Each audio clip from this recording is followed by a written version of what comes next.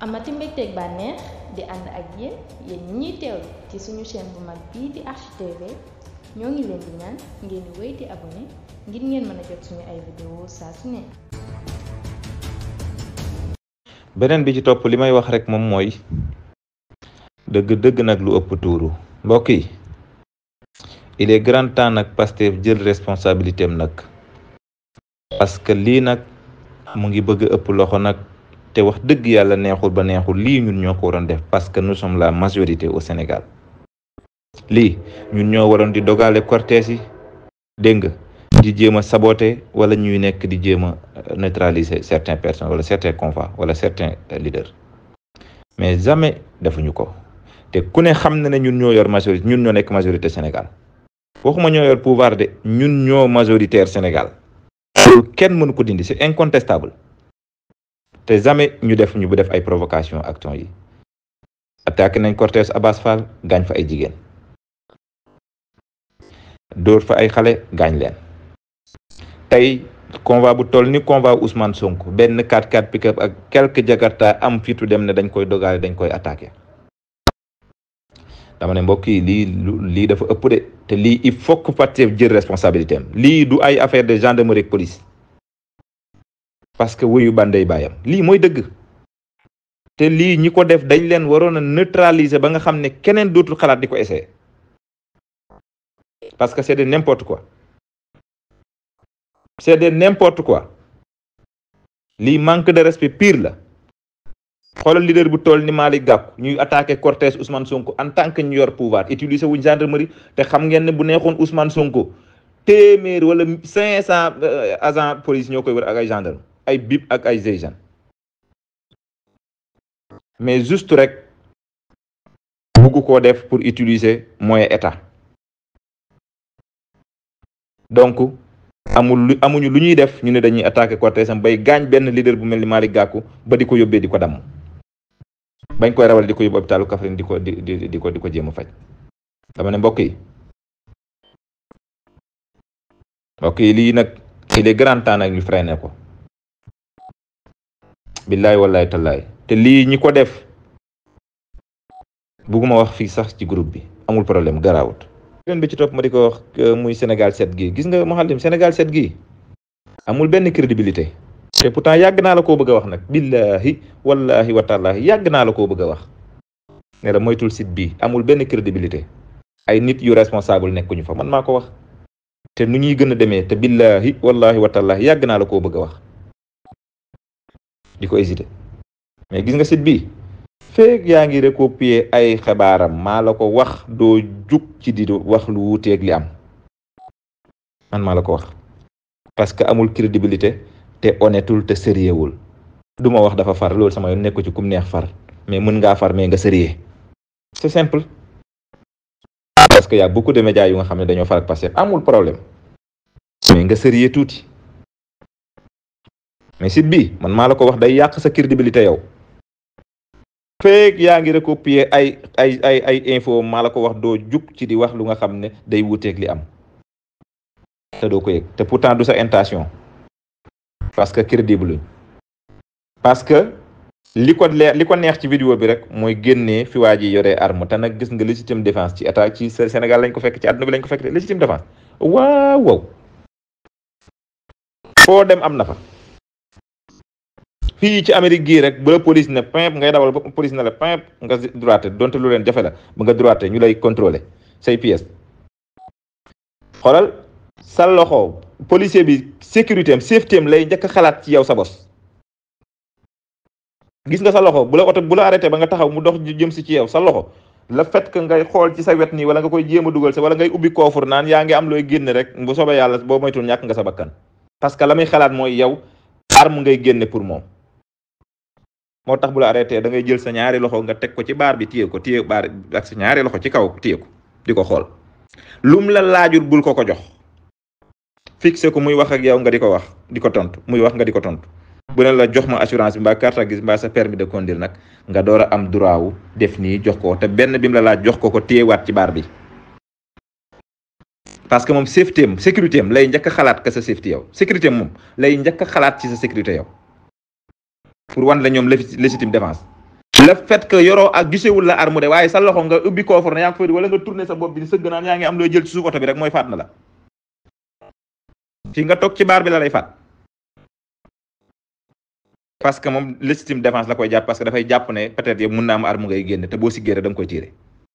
parce que mun na am nga nekk di def lu ñuy tere wala nga yor drogue ci sa oto wala nga def lu ñuy tere mu xam ne nga xam ne su la contrôler daf lay jàpp nga ne xaaral ma éliminer ko pour mën a raw loolu lay njëkk a xalaat léegi nag avec ça ñu attaqué cortège mel ni Ousmane Sonko ñu ne bu kenn yor arme buñ défendre leader bi ba dèjà ñu gaañ fa benn leader bu ñuy wax Malick Gakou nga jël vidéo bi ñëw ne ko dang nii pour signaler naan kii arme la yor moo tey dañ leen di bàyyee Ousmane Sonko ngeen faat ko dañ leen di bàyyee ñu ànd ak Ousmane Sonko ñu faat ko Sénégal 7 ba affaire campagne bi commencé ba léegi xool leen ko dem leen ngeen xool bépp manifestation bu nga xam ne opposition bi daf ko def yépp lay jël dem ne ko dang di monter di agrandir di seet nu image yi gën a rafetee mu koy teg amul benn crédibilité maa la ko wax te day yàq sa scène bi Seydou Ibrahima non billaay wallaay li ma la wax nii nañ dem buñ ko dee fandak ne waxoon naa la ko Sénégal 7 sérieux wuñ tey sérieux wuñ gannaaw suba man maa la ko wax ay manipulateur yu mag mag lañ waaw benn crédibilité amatuñ ko benn laa la wax wallahi day leen xool rek chaque jour day bind di chargé gouvernement bi ak état bi régime bi di leen chargé bu fekkoon li muy wax sax dëgg la mais yow nit ku yor cortège sam di dem jaar ci tali dem nekk majorité nekk premier ministre du Sénégal nga xam ne bu ko neexoon mu débloqué agent GIGN BBC bi nuñ ko waxeeti bip yu kenn xamul nuñ toll nga ne yéey yaay di nga yor sa benn kat pick-up ak sa toq jagartaane da ngay attaqué cortège boobu xam nga ne moos jàmm bëggoo jàmm xam nga ne moos fin na nga bëgg yee te xam nga ne buñ riposté xajuñ sa kaw moo tax billaay wallaay talaay rupture am na lii kenn sañu ko woon suu Macky Sall kenn sañu ko woon waaw tey la neex nag Ousmane Sonko nemmeeku tur sax bu ko bëggaan def ñu ne ko doo ko fi defee di ko karkaraatoo di ko jàpp tey la neex ngeen di wari ku ne di dem fu ko neex def lu ko neex rupture am na waxuñ yéey yaay ngeen ne da ngeen di yëkkati violence di ko teg ci ay membre état Allahu akbar moo tax billaay rupture am na xam ngeen ne lii kenn sañu koon suu Macky Sall kenn ndax ku ko defoon ko noon ci ak kaso bi ngay dee wala dañ lay faat sax def nañ ko Abbas Fall def ko Sonko moo tax billaay Sonko ak Jomaay ñoo bëri yërmande billaay ñoo baax ñoo gën sama morom yu bëri ndax lii bëri na ci ñun ñoo xam ne ku yoroon doole ji ñu yor ñoom ku la ko def ku ne dana ci bëgg génn mu tëkku waaye nag lii la ñuy doyee njiit bu baax waaye nag dama gëm ne Pastef dafa war a riposter ci façon boo xam ne keneen ku yàlla bind doot xalaat di ko def loolu mooy dëgg lan mooy ndeyu ku toll ni Ousmane Sonko yor cortège sam di campagne ay toq nit di ko dogale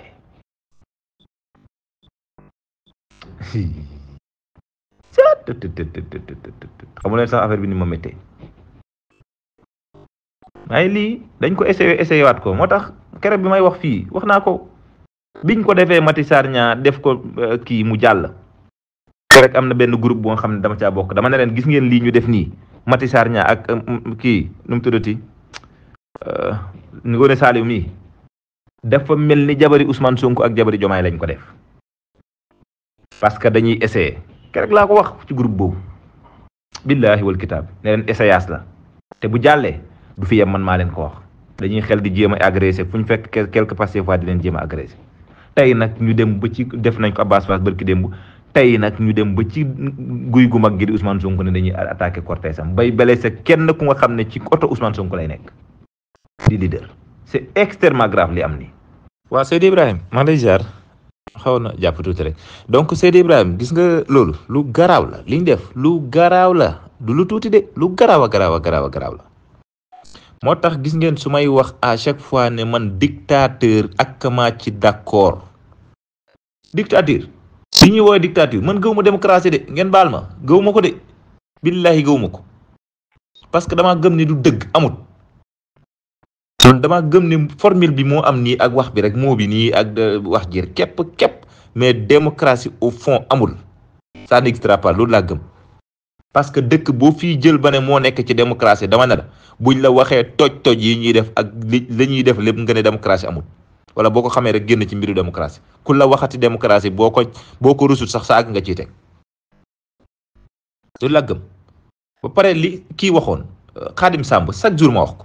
Khadim Samb dafa mos a wax ne Macky Sall ca Tamba la woon je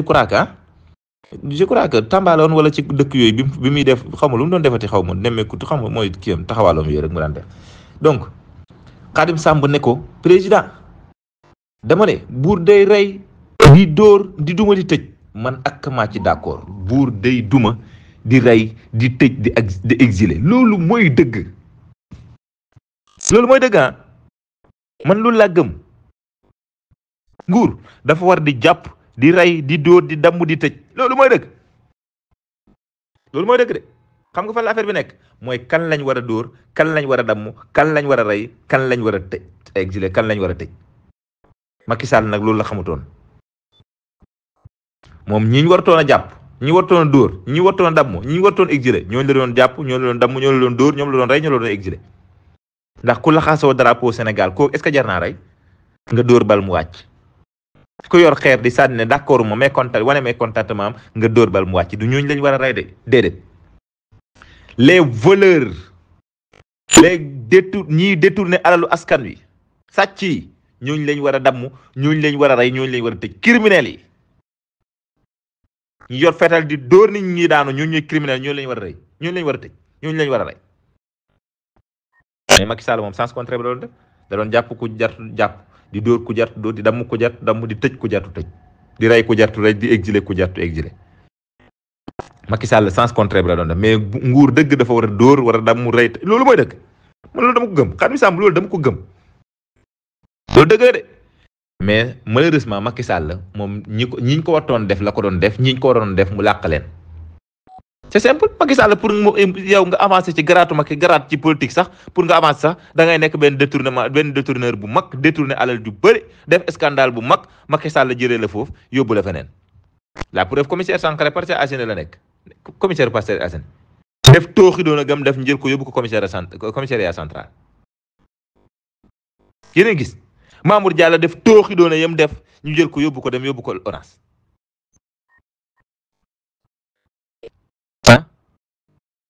kii nu mu tuddati booy bi dëkk Parcelles Pape Malick Ndour di saaga di daggi ndey ñu xëy def ministre Yankhoba Diattara di saaga di daggi ndey ñu xëy def ministre. c'est ça la Macky Sall lii la Macky Sall nekkee woon Sénégal ñi war da ngay def lu ne weng tooxi doon a wur rëy xoolal Malick Sall mi est-ce que xam ngeen Malick Sall scandale yi mu def balaa ñu koy def ministre de la justice. Malick Sall moom moo nekk avocat wu libanais yooyu famille kii boobu noonu mook Antoine Diome mi tooxi doona goo xalaat def nañ ko Dakar ci kii yooyu ci libanais yooyu naar yi jubadi yooyu libanais yi jubadi yooyu waaye Macky Sall wuyu la soxla pour promouvoir ko pour su ko bëggee def loo sal bu loo mën koo def parce que soxlawul nit ko am ay valeur kooku mooy Macky Sall. moo tax buur dafa war di rëy di taj di dóor di duma ñii bandi yi dañ leen war a jàpp ñoom ñëpp képp kuy def banditisme di ñi jàpp la duma la dóor la def la ci kaso bi loolu mooy dëgg.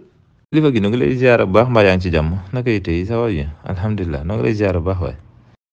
sëriñ bi de Ousmane Sonko mooy kan moom saay nekk di ko laaj ci réew mii wax dëgg yàlla fa la manqué yem nit ku manqué nag sawaay boo fi bëggee nekk di sori ci ay mbiram moom saay parce que wax dëgg yàlla ku bëgg a xam Ousmane Sonko mooy kan kay loolu neex naa xam da ngay génne sa leader politique rek teg ko ci tali bi nga xool di nga xam Ousmane Sonko mooy kan lu neex a xam la loo xam ne làquut fu sori ku bëgg a xam Ousmane Sonko mooy kan ndax dafa wuteeg yeneen leader yi wala déet da ngay fexe ba wax yow sa numéro 2 parti na nañ ko fal président de la république ñu fal ko yow sax pour boo ne nañ ma fal kenn du la fal wax ma la ngay joxoñ nit naan nañ ko fal ñu fal ko. ku bëgg xam Ousmane Sonko mooy kan da ngay fexe ngir yàlla bañ éliminer sa liste titulaire nga demee sa liste kii na comment dirais sa liste suppléant nga xool ndax di nga am benn député ku bëgg xam Ousmane Sonko ay li yéwén da ngay bàyyi ba ay élection locale jot nga joxañ ay maire ne nañ leen fal nga xool ndax dinañ leen fal wala déet. xam nga am na loo xam ne wër di ko laajte dama ne ci dof la bokk te dof nag waaye kenn mëntu ko kuy wax ak moom bu yàggee léegi nga dof ni moom. ku bëgg a xam Ousmane Sonko mooy kan ndax am na différence ak nit ak yeneen leader politique yi dama ne da ngay jël sa leader rek teg ko ci mbedd mi wala nga wax sa leader mu woote cagnotte mu ubbi cagnotte wala nga wax sa leader mu woote ci comment dirais stade Marius Ndiaye bi ne ci pegg Demba Diop boobu nga xam moom Demba Diop daanaka ñoo taxaloo mu woote fa nga xool fukki nit duñ ko fa fekk. donc di Ousmane Sonko mooy kan loolu jarul laajte sawaay boo bëggee xam Ousmane Sonko mooy kan sawaay dama ne da nga koy jël rek convoqué ko sa koñ bu dee Dakar nga dëkk wala foofu wala bu dee ci village yi nga dëkk nga indi sa leader politique bi boole ko Ousmane nga indi Ousmane Sonko tey ci ëllëg sa nga indi sa leader politique. di nga xam Ousmane Sonko mooy kan da ngeen di dof rek xam ngeen bu baax Ousmane Sonko mooy kan. Ousmane Sonko bu ngeen bëggee xam Ousmane Sonko mooy kan da ngeen di jéem a xam kan moo fi jëlee Macky Sall déjjati ko fi. tere ko 3e mandat par la force. yéen ko ba biir weex mu dóor ko ci suuf exilé ko Maroc teg ko fa. ñemewut a teg tànk Sénégal kooku mooy Ousmane Sonko. boo bëggee xam Ousmane Sonko mooy kan Ousmane Sonko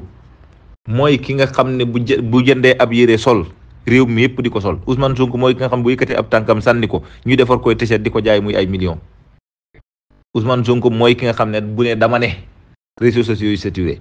Ousmane Sonko boo ko bëggee xam sëñ bi de Ousmane Sonko sax xam nga ko da ngay dof lu nii de waaye yow xam nga mooy kan yow duñ fi nekk sax di def Ousmane Sonko di taal